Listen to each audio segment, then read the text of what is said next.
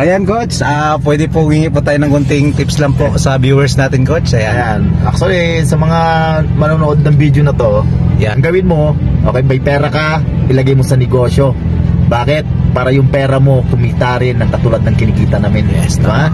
Kasi ako, imagine mo, kinikita ko kalahating milyon sa loob ng isang buwan. Okay, ang tanong, paano nangyari yun? Magtanong ka, diba? Yes, tama. Baka mamaya yung mga tanong mo, masagot namin. Baka pwedeng makatulong sa'yo. Pag problema mo pera, huwag kang mag-alala. Problema rin namin dati yan dati. Tama. Diba? Yun nga lang kami, nag-decide kami kung ano yung gusto namin future para sa buhay namin. Diba? Yes, ako, tama. nag-decide din lang ako. Kasi dati ako may isda. Actually, may car wash boy pa ako dito sa Manila. Pero nag-decide ako kung ano yung buhay na gusto ko. Diba?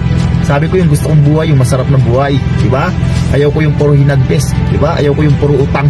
Yes, tama. Diba? Yung gusto ko. Kaya kung ikaw interesado ka, magtanong ka. Yes, okay? tama. Baka makatulong kami sa pangangailangan mo. Yun o. So thank you po Coach Borneo Putista. Okay. Grabe, isang dating mangingisda na ngayon sobrang successful sa buhay.